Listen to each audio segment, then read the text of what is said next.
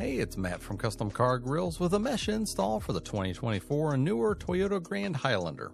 If we look at the stock grill, we can see there's a massive radiator vulnerability on the upper portion as well as some openings on the bottom too. There is a solution we have available on our website, and it includes this pre-cut upper mesh piece. This is made from our powder-coated aluminum small diamond grill mesh. There's also a lower mesh piece that's pre-bent on the bottom edge of the mesh.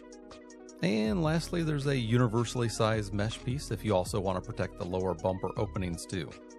Included will be some hardware, which includes some cable ties as well as a couple of mounting bases. You don't need to remove the grill from the bumper to do this installation, but you do need to remove the bumper from the vehicle. Linked in the description is a video showing how to do that. Start the mesh install by scuffing up the back of the solid diamond on the second row from the top on each side. This is where the mounting base will go by peeling off the adhesive liner and then sticking the base in place. I'll take this a step further and add some glue around the base of the mount to ensure that it will stay down for years to come. The adhesive that I'm using here is not included, but is highly recommended to use. Now the mesh can go on the back of the openings.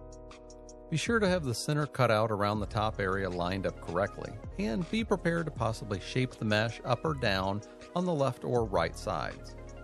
Starting from behind the mesh, feed the tail end of a tie through the mesh and around one of the stock grill bars, and then back through the mesh.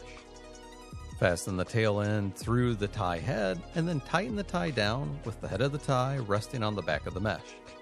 In this shot from the front, you can see a different angle of the process. To keep the ties well hidden, the ties work best about 2/3 down on the grill bar where it transitions from being narrow to wide. When done properly, the ties blend right into this gloss black grill very well. Work your way from the center area, then outward while keeping the mesh piece straight. When nearing the end of a side, have enough slack to be able to get under the mesh so that the tail end of the tie can be fed back up. In this case, the tie needs to be fed through the mesh, then through the holes of the mounting base, and then back up through the mesh. Once satisfied with the positioning and security of the mesh to the grill, then cut the tail ends of the ties off.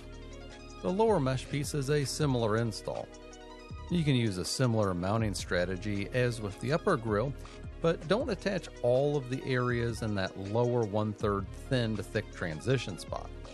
I'll do that at first starting from the center, but only as in every other pattern on the bars, making sure that the outer edge is on that lower 1/3 spot too. The far left and right part of the mesh might need to be pushed in a little bit to get the correct curve of the grill, and then trim the tail ends of the ties off. After you have the lower ties in an every other bar pattern, mount some ties as high up as you can in the bars that don't already have ties being used. Trim the tail ends of those off, and then the main grill section is complete.